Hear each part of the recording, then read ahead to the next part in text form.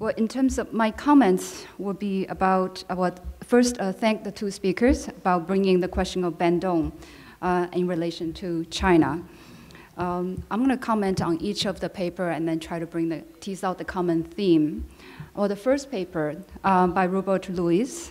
It's very interesting because I've never been to the Caribbean, so the information coming out from your talk, from your paper, is very, very informative.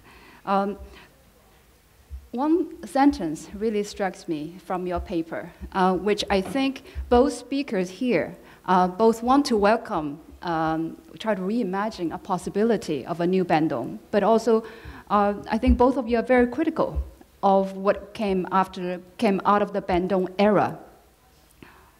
So Rupert is saying that there's no straight line, I'm quoting you, there's no straight line between Bandung 1955 and our present conjuncture. In fact, the echo is quite faint and you almost forgot about it, right? So that's one important note, actually, why Bandung is, in some ways, for most people, is so irrelevant. So that's one issue that I'd like to note. The second thing I'd like to note from your talk is, I'm quoting you again, that the present conjuncture is experiencing, quote, a radical shift from the old power balances of the last half millennium. So last 500 years, you're seeing a big shift. Now, this evaluation of the present conjuncture, I think, is quite different from the one given by the next speaker, which I'll come to in a bit. So perhaps some kind of dialogue here may be interesting. And in the end of the talk, Rupert wants to bring back the project you're imagining is strengthen regionalism among the Caribbean states. That's one. And you hope we can frame a project consistent with the Bandung ideas. So these are your suggestions. Huh? So back to Dr. Moyo's presentation. I'm going to combine today your talk about China in Africa, as well as the paper I read, which I highly recommend to all of you. The paper published in 2012 is highly relevant, in fact, for today's discussion. So in that paper, in fact, Moyo makes the question of primitive accumulation very central to understand the current dynamics of global capitalism, and brings the question. He brings the question in terms of discussion of Lenin and Luxemburg, how they debate about the role of primitive accumulation in relation to imperialism. And also there, I'm very glad he did it. He takes issue with David Harvey. Because David Harvey's framing of imperialism is, in fact, a kind of framework that very much shifts the problem of uneven development from the key question of core-peripheral relationship. Okay, so I have been a little bit unhappy with David Harvey's work myself, because when I was reading about his post-colonial critique, that book, I felt that for him, the whole evolution of, a postmodernist, sorry, not post-colonial, postmodernism is something sui generis within the West. Now, somehow the dynamics within West itself can generate the whole globalization, the whole spatial, temporal fix, etc. The fact that the presence of the socialist camp, the presence of the global South has been very much elided. You cannot find that in that book. So I'm very happy that Dr. Moyo here in that paper very much takes on David Harvey, actually makes very strong critique of it, David Harvey. By bringing back the global South in the whole global context of global dynamics. Now, the difference between the two of you is that I said Rupert thought that we are in a conjuncture of a very big change, a change that we haven't seen in the last 500 years. But Moyo actually is giving us a different kinds of periodization of where we are. So the first periodization, the first phase of development is from 1500 to 1800 in his paper.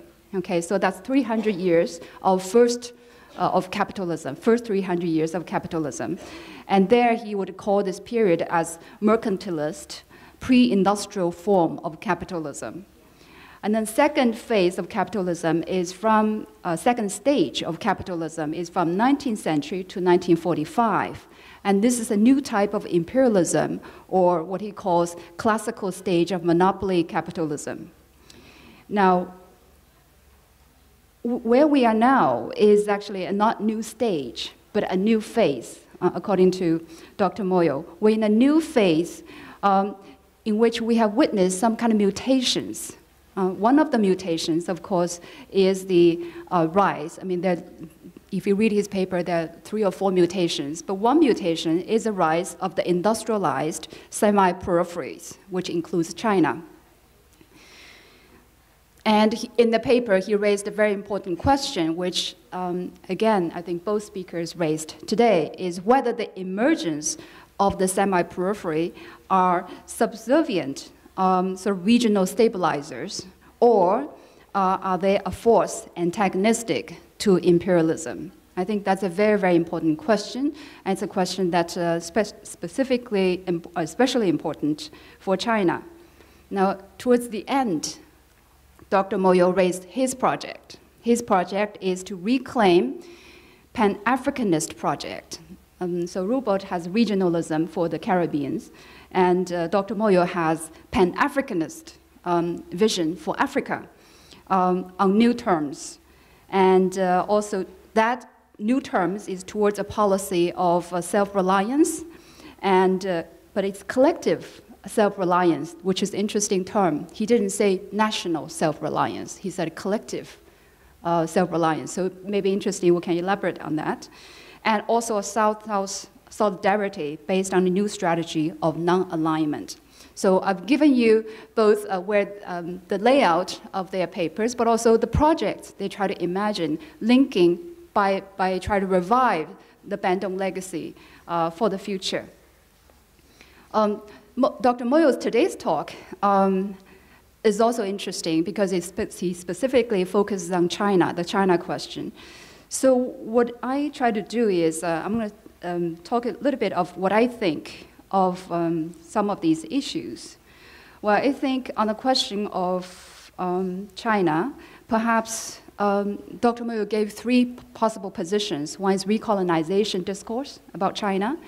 The second one is creating room for maneuver. And the third one is which is his, Africa is facing classical scramble. My position, just based on my research, is that I think both 2 and 3 are happening, which is to say that China's presence in Africa has created some room for maneuver, but also China is part of the new scramble itself. And so here I'll just give you some examples. My research in Zambia and most recent trip to Zimbabwe. So in Zambia, China has heavily invested in, large picture first. China's trade with Africa has indeed shot up very rapidly, but China's trade with the US and Europe is even much larger. So let's not forget that. So while China's trade with Africa has become alarming, but a lot of people forget that China has done a lot more trade with the US and EU. China's investment in Africa, last time I checked, the figure was probably from year 2012. China's investment in terms of flow, FDI flow, is probably only ranked number 12th to 15th-ish. So it's not number 1, it's not even top 5 in that regard. So much of the discourse about China in Africa being so huge is exaggerated and is misrecognized. It's misrecognized in part because some of the Chinese trade are done by Chinese small traders. These are family shops. A lot of them are small shops. So in terms of, they seem numerous, that you see a lot of Chinese merchants on the streets. Really, yes, they do compete with African retailers. But the matter of fact is, all it takes is one ShopRite from South Africa, right? I mean, China has not involved in any of the supermarket chains in Africa, but South African supermarkets is dominating in most of the Southern African countries. So that, we have to put that into perspective as well. How do we compare the presence of Chinese, numerous presence? I mean, Indians also. And it used to, before Chinese, there were lots of Indians as merchants as well. So I think I very much I reject the discourse that China is engaging in neocolonialism, and it doesn't stand to evidence. But the question is that China has very much benefited from the whole neoliberal framework, which China did not create, but China had benefited from it since mid to late 1990s to the present. That is the whole neoliberal agenda, which opened up Africa for scramble. In fact, China just came in at that juncture. China was trying to go out. China has surplus capital, surplus capacity, and surplus labor as well. So at the point when China wanted to go out, and here's a time of neoliberalism. And so China had benefit from it, so much so that, of course, in the case of Zambia, the entire copper industry itself, which used to be national, it's nationally owned, it's a state-owned enterprise, was dismembered and then was dismembered into 7 pieces and sold to multinational companies, and China was part of it. And China was a latecomer, but it was part of it. So China is very much, lived more or less comfortably in that kind of framework, right? And to this day. So that's my point number one. And I think when we think of China in Africa, we have to keep that in mind, that China has not challenged the global neoliberal system itself, economically. Now, politically, we can talk about it a little bit later, because politically, economically, they're not always aligned. So in that sense, that China is very much aware that China needs Africa politically. Now, Europe and US, they do not need Africa politically. But China does, because of China's own geopolitical position in the world. Now, but China, on the other hand, also provided some kind of small space of maneuver in Zambia, for example, and in Zimbabwe as well. For example, in 2007 and 2008, there was a global financial crisis. So a lot of Western companies pulled out of Zambia, leaving thousands of workers all of a sudden unemployed, and towns were dying. So in this case, the SOE, the state-owned enterprise from China, which has invested in Zambia, at that time they had one copper company. They made a vow. They vowed to do 3 no's, which is they're not going to cut on the investment, they will not stop any expansion, and they will not lay off any worker. So at that time, for most of Zambians, they're pretty happy to hear about that. So this commitment, this comes to a little bit sort of the social dimension that Samir Amin was talking about. So this commitment to 3 no's made some difference on the local scene. Because at this point, then Zambian government can say to Western companies, if you want to leave, fine, we got China, right? And indeed, some Western companies pulled out. There was a Swiss company pulled out, and then the Chinese SOE decided to expand and purchased that company. So this is the case where the small space of maneuver has been created for Zambia.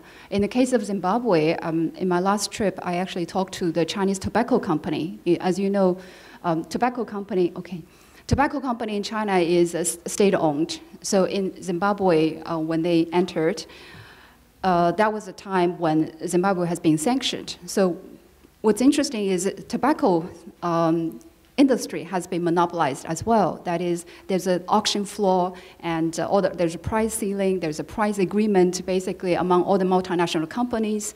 And when Chinese company came in, they actually broke that monopoly.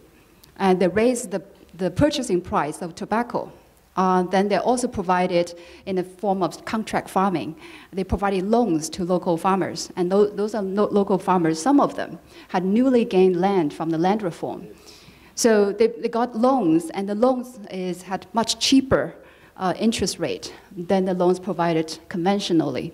So these are the small space of maneuver I think Chinese presence had provided.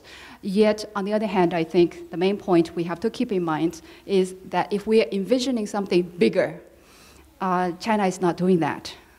So I think the neoliberal framework is still there. Now, coming back to today's issue, how do we reflect on Bandung? I think there are several outcomes coming out of the Bandung era. One outcome is BASIC, or BRICS countries.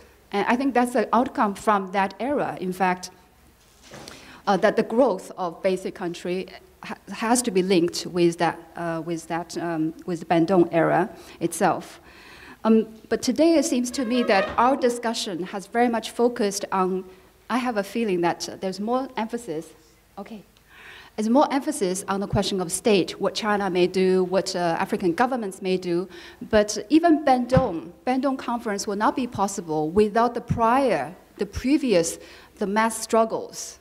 So Bandung conference, even though we see on the TV, on the documentary, it's heads of state get together, but they were put there because of the mass movement, because of revolution. So today, when we rethink about what Bandung may mean for us, we think about perhaps, what the state can do. But I think for us, for people here who are, in some ways, perhaps we position ourselves as critical intellectuals, it's not so much what the state do certainly is important, but I think what movements can do.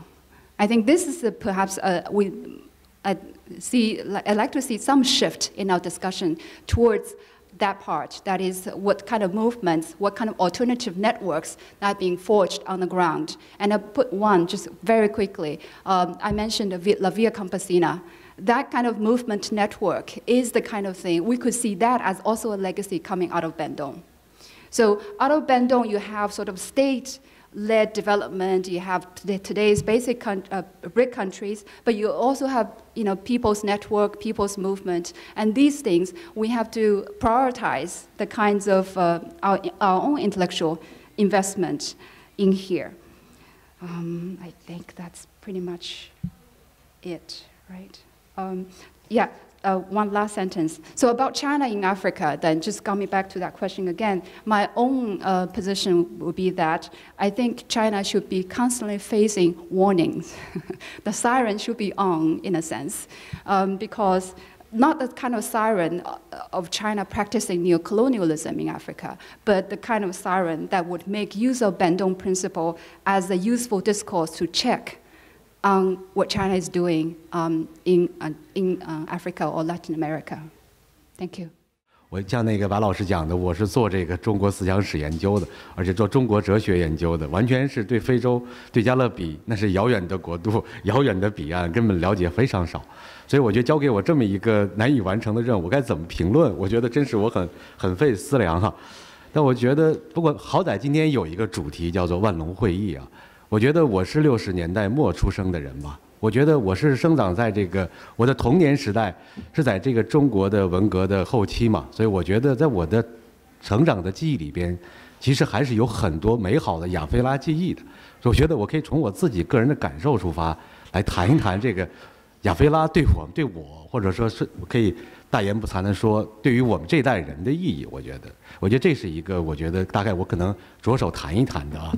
也就是其实对我们来讲，在我自己的这种所谓的文革后期的这样一个亚非拉的记忆里边，我觉得亚非拉对我们来讲其实就是一种情感，一种其实对我们来讲是一种就是可以共同的中国人民和所谓亚非拉人民共同去抵抗压迫的这样一个兄弟感情，对吧？我觉得在我自己的记忆里边，也是一个就是说一个处在社会大多数人民去反对那个社会不正义的、社会不公义的这样一个阶级感情，我觉得这两种感情是完全在一起的，因此才会有所谓的民主解放的这样一个亚非拉背后是这样一个民主解放的这样一个背景。我觉得这种感情上，中国和亚非拉完全是同构的。所以我觉得在这个上来讲，我觉得亚非拉的记忆对我们来讲就是这样一种情感的记忆。所以我自己其实我自己看到这个黑人兄弟或者拉美的兄弟，我觉得确实我完全是有一种由衷的那种兄弟的情谊，这跟我们在自己的国内看到我们的少数民族的兄弟是一样的。我觉得我在上大学的时候，我有一个我特别喜欢的一个老师，他就讲过一句话，他说他见到少数民族兄弟，他就觉得非常的亲。我觉得这种情感是跟这个文革里边，我觉得跟毛时代留给我们的某种这种我觉得价值遗产是有关系的。这种情感放大出去，就是对亚非拉的情感，这是一回事哇！我觉得其实根本就没有3个世界了，今天对吧？我觉得随着苏东的解体，这个所谓的3个世界的划分，在今天来讲已经没有所谓的3个世界了。今天只有2个世界，而且是由2个相互依赖构成的一个世界，而且这2个世界呢是相互依赖构成的一个世界，这就是南北世界，就是所谓发达国家和发展中国家所构成的世界。而且我们中国自认为自己是发展中国家，而且这种发展中国家的自我认同里边，其实就意味着说我们永远是要超英赶美的，对吧？我觉得这当然是一方面是感情的回忆，那里面还有一些实际的政治意涵，我觉得可能需要揭示一下。一个就是说，我们知道万隆会议提到的这个独立自主、和平共处的这2个原则。我觉得独立自主、和平共处这2个原则，其实就意味着说，所谓的独立自主，那不就是反霸权吗？我觉得和平共处，其实在今天来讲，其实就是团结的主题嘛。我觉得今天这个前头好几位这个学者都提到了这样2个主题，我觉得特别是提到了团结的主题。那么我就觉得说，反霸权到底意味着是反什么样的霸权？我觉得对于理解所谓的反霸权，反什么样的霸权，其实跟是谁在反霸权和用什么来反霸权的问题是结合在一起的。所以就对我来讲，就是说一种观点是认为说，其实我觉得可能也是一个我多年来讲也是比较对，在所谓的左翼的这个角度来看是比较普遍的一种观点，是说反霸权其实意味着反任何的一切的权利的形式。我觉得这是一种在左翼思想界里边比较被共同接受的一种观点。所以反霸权其实是对所有权利形式的反对和批判。我觉得，但我觉得今天那么在这个上来讲，我觉得今天听了整个一天听下来以后，其实我是非常的受教育的。特别是这个猫友教授和这个叫 Jomo 先生的这个讲演里边提到的很多内容，我觉得对我来讲非常深刻的一个感受是说，其实反霸权对于他们所讲到的这个世界而言，其实是反饥饿，是吧？实际上是反贫困。我觉得是在反这个饥饿和贫困背后的一个不公平的宰制的秩序。那这个宰制的秩序对今天来讲，我们反霸权其实在谋求的是什么？谋求的是一个平等发展的机会，谋求的是一个共同的繁荣嘛。所以说，我觉得这个平等发展和共同繁荣，其实恰恰应该是反霸权背后所指向的那个团结应该针对的那个主题。所以我觉得今天大概是说，对我来讲，今天是很受教育的一点，因为我觉得今天确实提出来这么一个问题，到底我们反霸权反的是什么？其实在很多地方，在非洲、在拉美还有很多地方，还面临的根本的问题是饥饿和贫困的问题，和饥饿和贫困背后的那个世界权利的问题。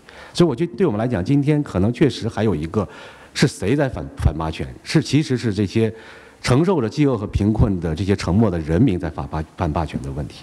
所以对我们来讲，是这些人民在反霸权的时候，就面临就存在着一个问题，也就是说，上午那个猫友先生讲到的说，万隆会议以后，独立自主确实带来了有2个成就，就是所谓政治自主和反殖民的成果。可问题是，这是远远不够的嘛。我觉得对我们来讲，确实今天我们还面临的一个问题，就是今天我觉得是谁提到的，就是我觉得小丹提到的这个问题是说，其实我们今天其实对于整个亚非拉而言，还有一个如何反对经济殖民的问题嘛。我觉得多年以来，大家对中国在非洲、在拉美的这个发展，其实有很多新殖民主义这样的判断。其实我觉得，其实在中国自己内部也有很多这样的自我批判的声音。因为我对事实我们不做判断，问题在于说我们如何找到一种新的价值来引导这个事实朝向一个合理的、我们值得我们向往的方向去发展。所以我觉得我们知识分子或者像我们这样的人，我们不是投资者，我们不是中国的资本家，我们不是那个资本的拥有，我们也不是国家的资本背后的拥有者。但对我们来讲，我们的目的是如何我们去引导这样的一个投资的倾向，引导这个国家发展在非洲、在拉美的作为的方向，给它提供一个什么样的价值。所以我觉得今天来讲，其实我觉得大概是这也是我们缅怀万隆的一个目的所在吧。所以我其实我特别喜欢这个白乐琴先生对第三世界的一个定义啊。我觉得白先生讲说，第三世界其实不是三个世界划分里面第三个世界，第三世界应该成为一个构造世界的方式，第三世界应该成为是一个定义世界的方式。也就是说，其实我觉得更重要的一点，对我们来讲，所谓的第三世界，它其实还是那些被这个西方的现代文明所覆盖下面的那个古老文明的基层嘛。那个古老文明的基层里边，而承载这个古老文明的基层，其实是那些沉默的人民嘛。所以我觉得这种第三世界再次去把第三世界作为一个定义世界或者是构造世界的力量的时候，我们应该关注的是这些沉默的基层的人民，是不是能够从他们古老的文明里边去找到一个创造新的世界的可能性嘛？这大概是我觉得讲万隆精神的一个基本的一个出发点。我大概就这么多的一个感想，我就说这么多，因为我觉得更具体的内容我是提不出来了，我只能谈一些这样的感受啊。好，谢谢啊。I read the Howard French book, raising the alarm about 1 million Chinese in Africa, etc. And I come from Uganda.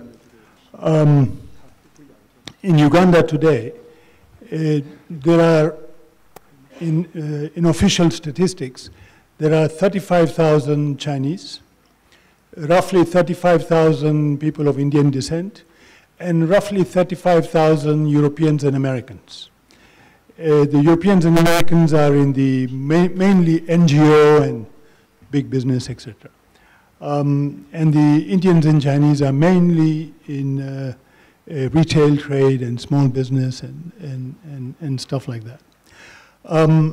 Uganda also exports people.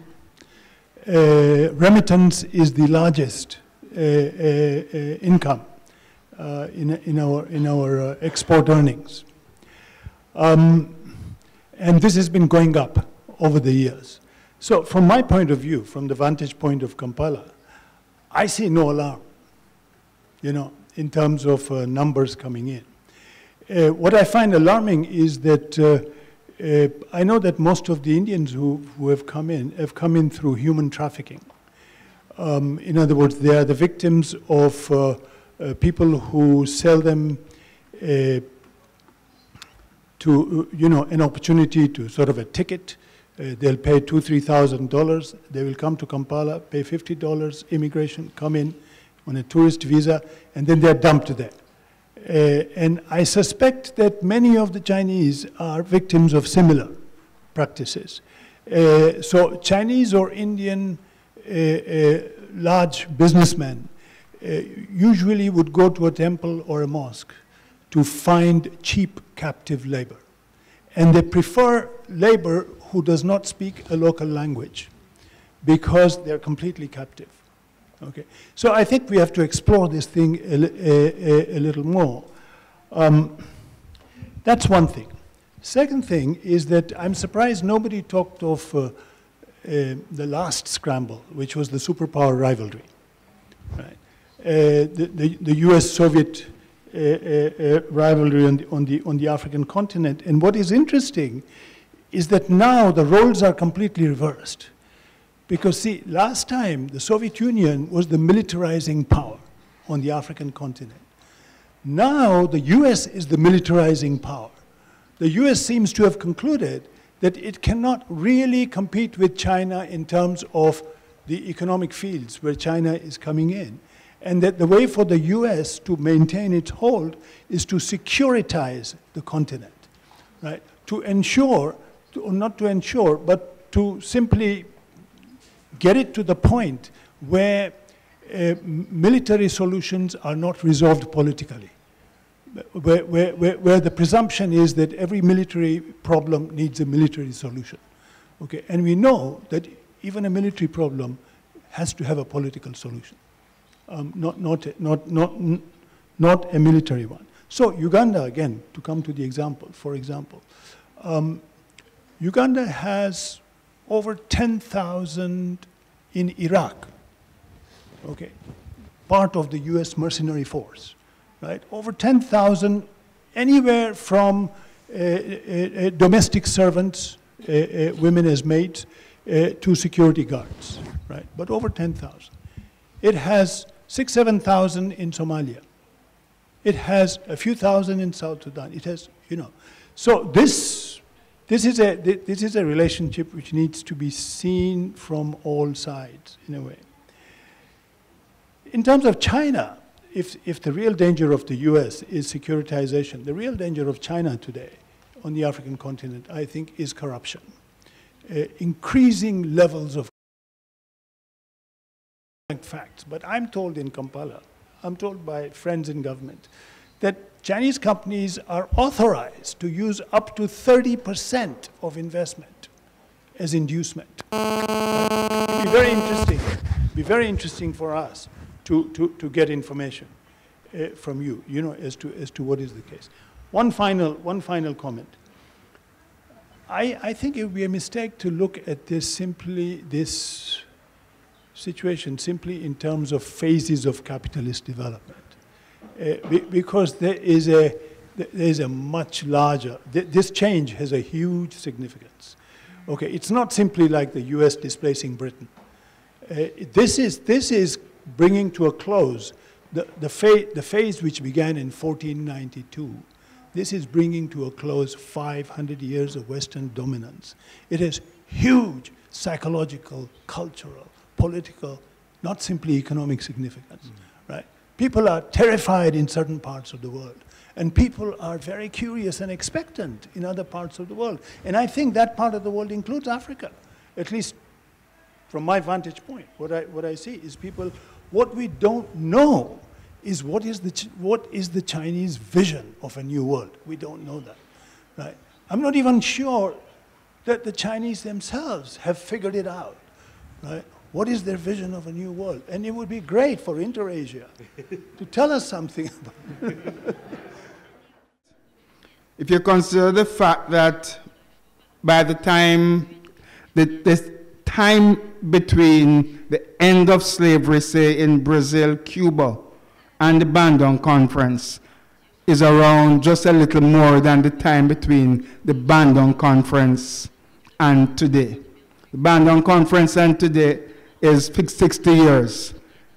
The 1880s, in which decade slavery was abolished in Cuba, Brazil, is about 70 years. So it's a different consideration altogether. And this is where the racial question comes up. In the case of China and the racial question, it's not really a matter of quantitative issues, whether there are X amount of Chinese here or X amount of investments. It is how people perceive the actions of the Chinese population, not so much what objective data you can bring to bear. It is perception. I therefore think that the Bandung principles are urgently in need of application to the relationship between China and Africa and China and peoples of African descent. It is more urgent than I think the discussion I'm hearing implies. Believe you me, whatever data the academics or the bureaucrats have really has very little impact on people because they bring a certain history to bear on Chinese relationship. They have their own local specifics. And of course, these specifics are also filled with anti-Chinese prejudices because they are in the Caribbean. There are anti-Chinese prejudices which affect how people perceive the Chinese in the region. I think this may apply elsewhere as well. The question of the archipelago, I don't know if I quite understand it, but certainly as a small archipelago, the Caribbean embodies literally the main population groups of the world. And that's, again, a creation of the past 4 centuries. and particularly since the 19th century for Asia and the Caribbean. What I would say about the politics of the archipelago, I would say there have been two important revolutions in the Caribbean archipelago. One, the Haitian Revolution, which could not survive and which was defeated in the long run, although it was the first anti-slave rebellion that was successful, but it could not have survived in 19th and 20th century imperialism. When Eastern European communism fell in the late 1980s, early 1990s, a big question mark arose over Cuba. What has happened last week in Panama is of great significance because many people theorize that Cuba, certainly in the 1990s during the special period, would not have made it. So it is, in this sense, Cuba as the political leader in the anti-imperial struggle in the region, and also a big help in terms of the African liberation.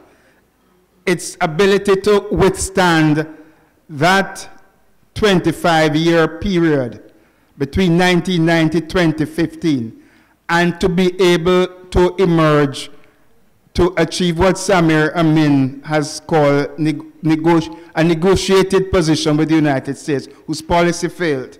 I think in terms of the politics of the Caribbean archipelago, it strengthens the position of the Caribbean region, because certainly the Anglophone Caribbean from the 1970s maintained a pretty strong position insofar as it recognized ideological pluralism in the region and gave support to Cuba's right to exist.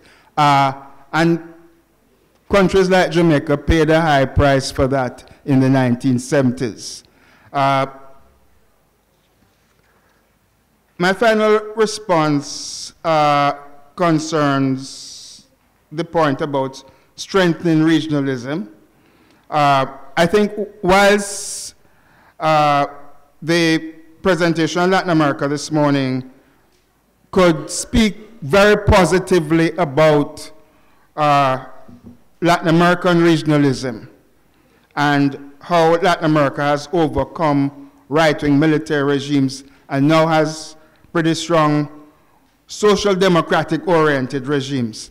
The same cannot be said for the Caribbean, which has gone through and is still going through a period where it's the regional sense of that sub-region, the Anglophone region, is under a lot of strength, a lot of pressure from the political neoliberalism led by the United States. And I think on the narco-trafficking side, the United States has a strong influence on the security policies of Caribbean states. And the Caribbean states have not been what it had in the 1970s when it made decisions with respect to Cuba, which it still maintains. It hasn't been able to formulate a new policy with respect to its interests in the changing world. Now, just briefly on the question of China, since the 2008 financial crisis, were it not for Chinese investments and the support of Venezuela through Petrocaribe,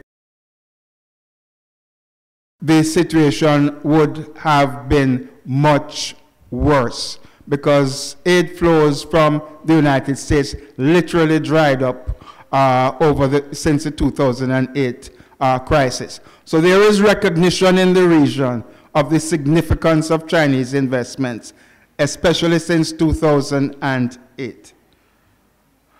Those are basically my response. Okay, thank you very much. Okay, sorry, start again. Yeah, I agree with the suggestions that one has to bring it all, when we're talking about for Africa itself, slave trade, slavery is a big part of the transition into formal trade and so forth, the mercantilist period, and so no problem with that. I think that the classification is generalized, and the details, I think, the qualifications you raise are important to emphasize with Africa. And of course,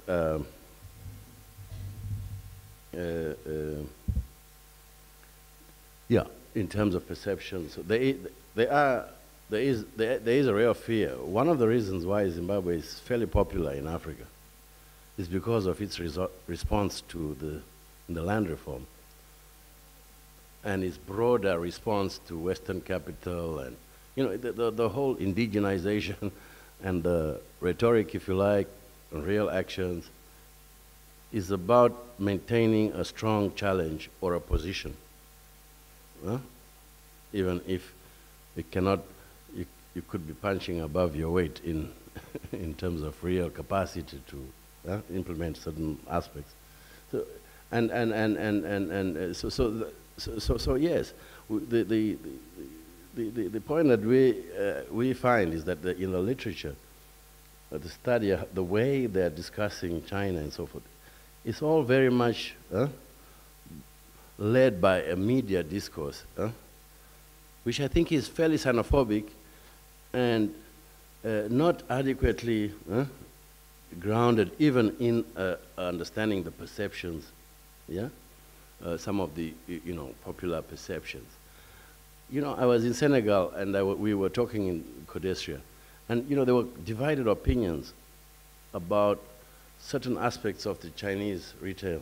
I mean, this is a country that has been importing anyway, textiles, clothes, and so forth, about what the advantages are. But at the same time, in relation to European imports historically, and the relationship shifting with, say, Indian investments in irrigation and the food, so we have to look deeper, So I think these points, my issue is that apart from a lack of a clear framework through which to really systematically analyze these things, there is a kind of a xenophobia, even on the issue of corruption. Agreed. But the question is that, how much there is the whole so-called extractive initiatives that Blair and his British government and them started before China was in the scene, about extractives, not just about illicit flows, but about tax avoidance. The big issue right now is about tax avoidance. How much money, capital, could be retained in Africa? And in this framework, we are talking about all of these capitals. So the scramble in another way, one of the tools of the scramble is corruption and bribery. And whether one is more than the other and so forth, probably, I think that we need to look at it closely. And certainly, in a case like Angola or Zimbabwe, these are countries which, by the situation, as I said in the morning, as talking about the history of that war against South Africa and against anti-imperialists, and the DRC war and all those, these are countries which have confronted the IMF, World Bank directly, and some of those key countries. So what you have is a situation where China itself, reportedly there's a lot of corruption, right? with the generals, some kind of a primitive accumulation that's happening also, right? But it's not certain that the French companies, oil companies, which have been there for the last, throughout all these civil wars, since 1974, 5, 6, and the American company, on what conditions they have managed to retain space. So I think the method, the frame, the way to study these things, we need to understand it more, including, and I totally agree with that. And now, the question of trade. I'm glad she raised the point about the trade and finance. I see it in the combination. The source of, apart from the fact that a country like Zimbabwe would be on sanctions, was on sanctions, once the land was, was repossessed in Zimbabwe, large-scale farmers moved to try and possess land in the neighboring countries, Mozambique, Zambia, Malawi, and then the whole thing went on and on with South African, Rhodesian, former white Zimbabweans being the maiden hand of land grabs in the rest of the continent. Now, and capital, agrarian or finance capital and broader shifted out of, there was a capital, we call it a capital strike in Zimbabwe. It's not a formal sanctions. The formal sanctions on the Bretton Woods and the credit, but also a sort of strike by capital, pulled out. But, so as you observe, both in terms of tobacco and cotton, you have a resurgence in the, the West regard redistributed land as contested land. So they do not want to see any investment directly in land that has been redistributed. So you have China, but I did mention other semi-peripheries, Singapore, Olam, some Indian company, So you have these, a string of them. If you look, there are about 15 merchants apiece in tobacco and cotton, key exports, in which you have from Asia about 3 or 4, from Europe about 3 or 4, so you have local, domestic, so you have a kind of a reconfiguration of the market itself. It's not very clear. For instance, this market collapses like the cotton has been a disaster, not just for Zimbabwe, for everybody. The prices collapsed in 2011, which means that for the last 3 years or so that, unless you are in the GMO business, as countries such as Mali and so forth are in the GMO cotton, BT cotton and so forth, you have problems. So it's not necessarily, the trade is not necessarily stable and so forth. But few Anglo-American, even South African businesses would touch Zimbabwe on any of these commodities in 2001, 2, 3, 4, 5. These companies came back when there appeared to be a normalization in 2009. And one way to look at it also is a renegotiated way. This was not a socialist revolution, it was a major redistribution, right? Very confronting capital. But you have a reintegration on different terms with the new agrarian structure and a broader participation even of state companies and so on. So the idea of a room of maneuver and so forth can be looked at in a more, in a dynamic way. Now, trade, the question about gold, right? The one that relates to your question too, because you see, small and medium scale Chinese capital, to some extent, seem to have access to credit capital. They are able to, it's not just the very informal gold panels. It's like small enterprises that can bring, some equipment, serious stuff that enter into the space of mines. In the case of Zimbabwe, for instance, there are many small mines that had been found to be less productive historically These are being reworked, and new small traces are being reworked by Chinese in Ghana, and so forth. So this is another area, small-scale mining. But since the collapse of gold, or the price in the last period, there's a sense that there's a retreat a bit. Similarly with all the commodities, chrome, platinum, But anyway, it's difficult to, the vagaries of the market are difficult to project as to. But the broader point about scramble is the contest and the different measures used by different capitals and the states that back them. It's the broader framework, in which competing and using all sorts of mechanisms. In some of the countries, it's been a continued push. She talks about privatization. Countries like Zambia, at the next throat, were compelled to privatize all these firms. They needed more money to refinance, to clear the debt, and so on. Other countries like Zimbabwe, decided not to sign another structural adjustment in 1996. This is when the crisis actually started. So you see that the conditions created and the tactics or the tools of the scramble, the use of state power and all sorts of other measures, there are many. The same thing goes with land. In terms of land, some of the land grabbing, by all the firms, yeah?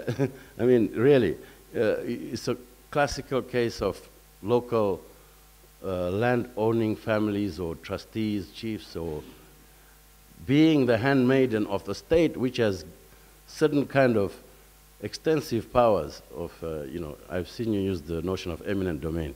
It's eminent domain and, in fact, statutory specific laws which vest the title ultimately in the state, directly, as not just as eminent domain.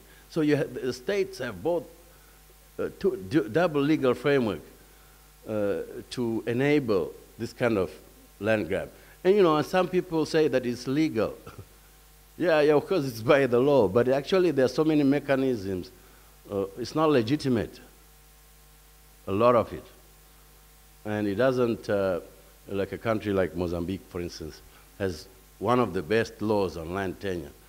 She was supposed to consult everybody and so forth, but as you know from Japan, between Japan and Brazil and investments there, they have one of the biggest land grabs going on on the continent. So I don't know if there's one last question that I didn't answer. I should just shut up now. Mahmoud, your question about the population is very good. It's finished. I can finish now. Yeah, no, okay, I think so. Thank you.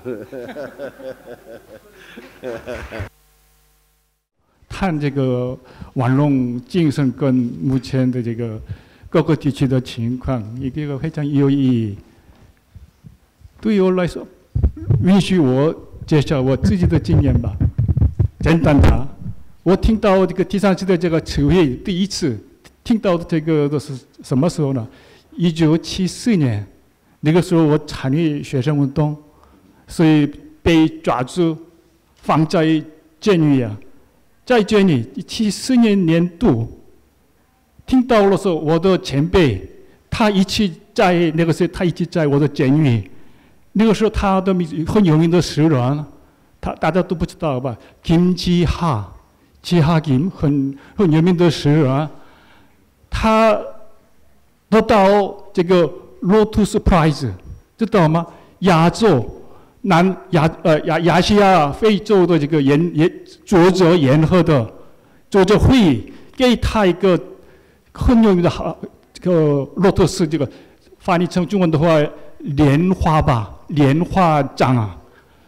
这个是我那个时候他告诉我，所以我们有兴奋，所以我听到这个第三世界，我也就兴奋了，啊，被压迫的。 他们只是国外的跨界的知识分子，就是文人，支持我们被压迫的，在韩国比较小小的国家的人。之前呢，韩国政府呢，这个55年这个反动会没被拒绝了，因为我们跟美国结盟啊，所以被拒绝了，是不参加。那个时候谈这个玩弄会呢，玩弄精神啊，这个是被禁止的，很危险的。所以74年在监狱听到这个是有点兴奋，所以但是来到这里之前，我跟我的研究生谈一谈，问他们：你的对第三世界的精神的有没有兴趣呢？他说没有意义啊，韩国已经进入到的发达的国家，为什么谈第三世界呢？韩国的年轻人不喜欢，在参加的很多的年轻人不知道他有兴趣不兴趣。但是对我来说，这个谈这个第三世界或者是玩弄精神呢，对我来说好像变成一个作业吧。以后真的谈到这个问题，这个呢，怎么真的把这个变成我的思考的或者是实践的原动力吗？我不太清楚，我继续努力。两个整天，我参加继续参加时，我听了很多的情况内容，以后我找答案的话，大家一起共享吧。我建议呢，你们一起考虑一下，对你们来说，第三世界怎么样？给你的这个作业吧。好，谢谢。